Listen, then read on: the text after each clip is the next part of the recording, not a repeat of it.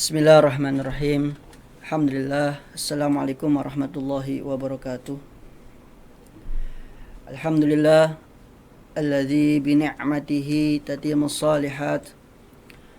Wassalatu wassalamu ala sayyidi sadat sayyidina wa maulana Muhammad wa ala alihi wa sahbihi anjumiz zahirat. Allahumma salli ala sayyidina Muhammad الفاتح لما أغلق والخاتم لما سبق ناصر الحق بالحق والهادي إلى صراطك المستقيم وعلى آله حق قدره ومقداره العظيم أما بعد. Yang kami hormati penonton YouTube channel Pondok Pesantren Nurul Hayah, alhamdulillah pada kesempatan hari ini kita akan mengkaji daripada bab fikih yang mana sebentar lagi kita akan memasuki satu bulan yang istimewa, satu bulan yang agung, yaitu bulan Ramadan. Kita akan mempelajari apa saja sih yang harus kita lakukan di bulan Ramadan. Apa saja sih yang harus kita pelajari daripada hukum-hukum puasa di bulan Ramadan? Ini sangat penting. Kenapa? Karena di dalam kitab Ta'limul Muta'alim, beliau pengarang kitab Ta'limul Muta'alim menjelaskan dan menukil satu hadis yang mana hadis ini berbunyi, talabul ilmi faridatun ala kulli muslimin wa muslimatin. Menuntut ilmu adalah hukumnya faridah. Faridah di sini di dalam hadis Nabi ini menggunakan sighat mubalaghah, di mana ketika ada sighat mubalaghah itu menunjukkan bahwa makna yang terkandung di dalamnya adalah sudah menunjukkan arti sangat-sangat wajib. Fardu itu wajib. Kalau sudah fardhah berarti menunjukkan sangat wajib. Berarti Rasulullah menuntut untuk umatnya agar apa? Agar menuntut ilmu. Karena menuntut ilmu itu wajib. Kemudian para ulama ahli hadis mengomentari hadis ini. Mereka mengatakan bahwa tidak semua ilmu wajib dipelajari. Tidak semua ilmu masuk dan terkandung tersirat di dalam hadis tersebut. Tetapi yang wajib dipelajari yang tersirat dalam hadis itu adalah disebutkan ilmul hal. Apa itu ilmu hal? Ilmul hal itu adalah ilmu pengetahuan yang harus kita ketahui ketika kita akan melakukan suatu ibadah. Kita akan sholat. Maka ilmu halnya adalah kita wajib mengetahui rukun-rukun sholat. Wajib mengetahui yang membatalkan sholat. Wajib mengetahui hal-hal yang menjadikan sholat itu rusak. Itu namanya ilmu hal. Begitu juga seorang yang akan melaksanakan ibadah haji. Maka ketika dia akan melaksanakan ibadah haji, hukumnya wajib faridah mempelajari ilmunya haji, rukun-rukunnya haji, hal-hal yang membatalkan haji. Begitu juga di bulan puasa, di bulan Ramadan. Sebentar lagi, 2 atau 3 hari lagi kita akan masuk bulan Ramadan. Allahumma balik Ramadan wa aina fi bil qiyam wa siyam wa qiraatil Quran. Mudah-mudahan kita sampaikan di bulan Ramadan dan Allah berikan taufik agar kita senantiasa istiqamah menjalankan ibadah di dalam bulan Ramadan. Jadi kita akan mendekati bulan Ramadan, masuk bulan Ramadan, maka wajib yang harus kita pelajari adalah mengetahui daripada ilmu-ilmu puasa. Mengetahui rukun-rukunnya puasa. Mengetahui hal-hal yang membatalkan puasa. Ini adalah menjadi wajib bagi kita. Sebagaimana dinyatakan di dalam hadis Nabi, talabul ilmi faridatun ala kulli muslimin wa muslimatin. Dan ini disebut adalah ilmul hal. Oleh sebab itu, ayo mari kita sama-sama sebelum masuk di bulan Ramadan kita mempelajari hukum-hukum puasa, hukum-hukum som di bulan Ramadan. Ma'asyiral hadirin wal mustami'in rahimakumullah. Di dalam puasa itu ada rukun-rukun yang harus kita penuhi. Apa saja? Menurut mazhab Imam Syafi'i, ada 2 hal yang harus kita lakukan ketika akan berpuasa. Terutama puasa wajib, puasa di bulan Ramadan. Apa saja? Yang pertama adalah an-niyah likulli lailah. Niat di setiap malam. Pembahasan niat ini adalah pembahasan yang sangat urgen di dalam semua bab di bab fikih. Bahkan Imam Suyuti di dalam kitabnya Al-Asbah wa Nadhir menyebutkan bahwa bab niat itu adalah rubu'ul ibadah. 1/4 ibadah itu diawali dengan niat. Itu diawali dengan niat. Salat diawali dengan niat, zakat diawali dengan niat, haji diawali dengan niat. Puasa juga diawali dengan niat. Maka 1/4 ibadah itu terkandung di dalamnya adalah hukum niat. Sesuai dengan sabda Nabi kita Muhammad SAW yang juga dinukil di dalam kitab Arba'in Nawawi oleh Al-Imam Nawawi, innamal a'malu bin niyat. Sesungguhnya perbuatan itu terkandung dengan niatnya. Dari hadis inilah para ulama ahli fikih menyatakan bahwa ibadah-ibadah tertentu 1/4 ibadah yang kita lakukan itu diawali dengan niat. Lah, adapun tata cara niat setiap ibadah berbeda-beda. Tata cara niat setiap ibadah berbeda-beda. Dan ini semua bermuara dalam satu kaidah, yaitu definisi niat. Apa itu niat? Niat di dalam definisinya ulama ahli fikih di dalam madzhab Imam Syafi'i bersepakat bahwasanya definisi niat adalah qasdul fi'li muqtarinan bi fi'lih. Menyengaja melakukan sesuatu dan berbarengan dengan pekerjaannya. Jadi kita melakukan sesuatu berbarengan dengan pekerjaan itu namanya niat. Contoh, kita sholat. Sholat diawali dengan takbir. Maka ketika kita takbir Allahu Akbar, disitulah dimulai daripada niat.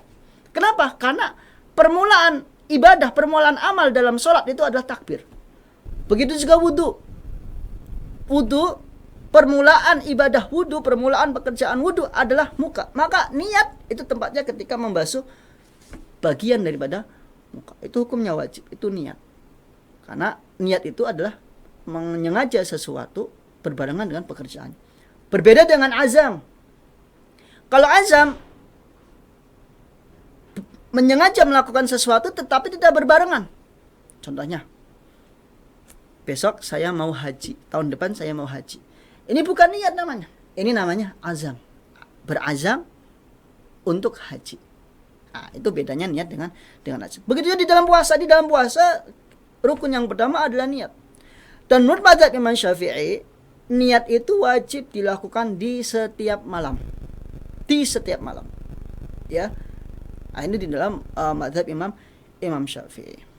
Maka ketika ada orang di satu malam di bulan Ramadan dia lupa niat sampai terbitnya fajar, melaksanakan sholat subuh, dia tidak niat.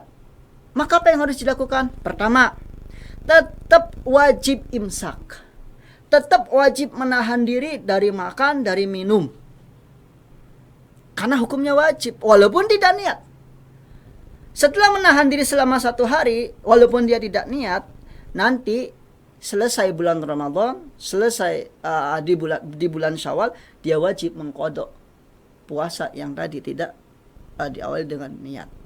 Ini di dalam mazhab Imam Syafi'i. Maka para ulama kita di Indonesia ini mereka menganjurkan setelah sholat taraweh di musola atau di masjid bareng-bareng membaca niat.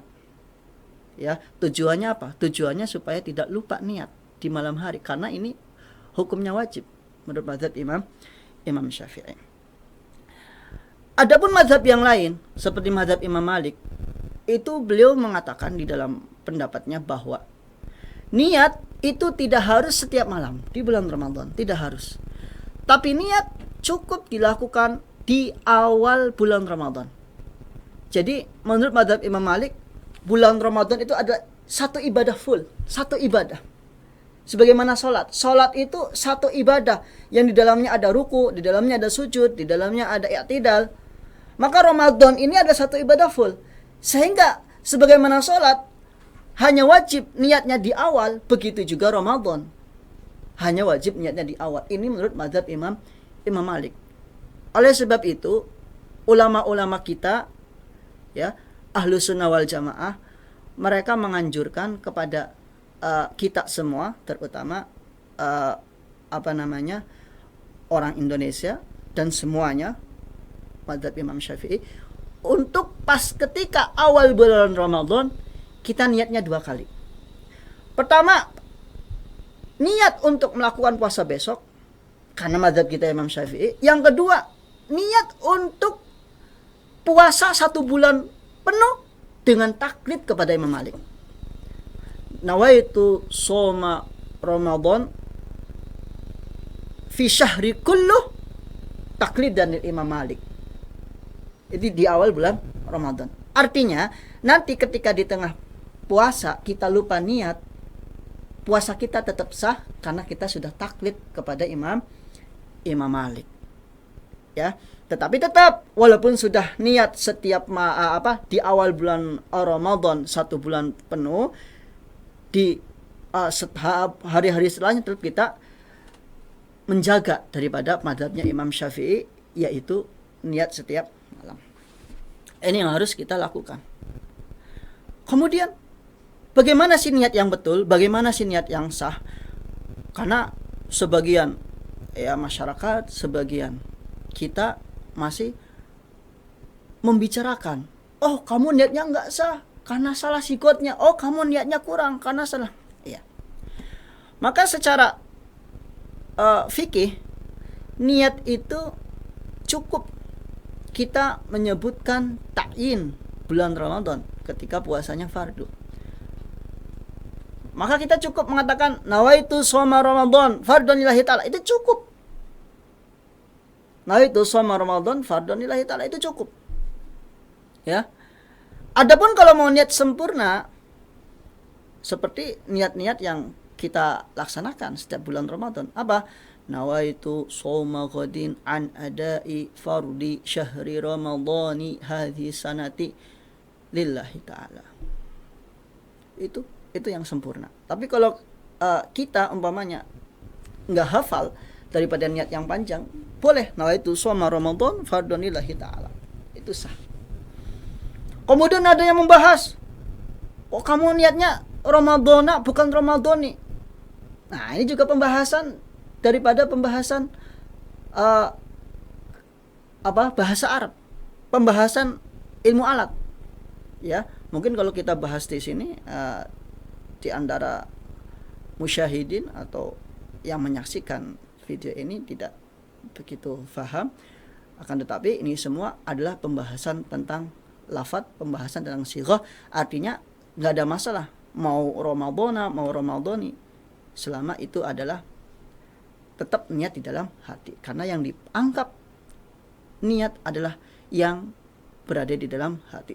Kalau ada orang nawaitu shoma ghadin an adai fardisum, tapi hatinya tidak niat, hatinya tidak mengikrar, tidak mengikuti apa yang diucapkan oleh lisannya, ya maka niatnya tidak sah. Itu yang pertama, rukun yang pertama. Jadi pembahasan niat ini harus kita perhatikan, kita jalankan, dan nanti pada saatnya kita praktekkan.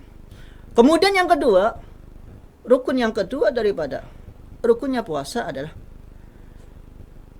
tarku ma yubtilus shaum atau tarkul mubtilat. Berusaha, bahkan wajib meninggalkan hal-hal yang membatalkan puasa. Ini rukun yang kedua. Maka kalau kita sudah niat, sudah sesuai dengan ketentuan niat di dalam mazhab Imam Syafi'i, akan tetapi kita melakukan hal-hal yang membatalkan puasa, maka puasanya batal. Dan ketika puasanya batal, dia wajib imsak, wajib menahan diri, dan nanti akan diqadha setelah bulan Ramadan. Apa saja yang membatalkan puasa ini? Nah, ini. Yang membatalkan puasa kalau diperinci banyak. Semuanya itu berasal dari satu kaidah. Kaidah yang membatalkan puasa. Apa? Kaidahnya seperti ini. Ma wasala ilal jawf duna ma kharaja minhu. Ma wasala ilal jawf duna ma kharaja minhu. Itu kaidah yang membatalkan puasa. Yaitu sesuatu apapun, benda, zat yang masuk kepada jawf, yang masuk kepada bolongan-bolongan yang ada pada tubuh kita, itu membatalkan puasa. Seperti apa? Makan. Makan itu adalah memasukkan zat, memasukkan ain, sesuatu kepada mulut kita, itu membatalkan puasa. Minum, membatalkan puasa. Ya. Kemudian apa lagi?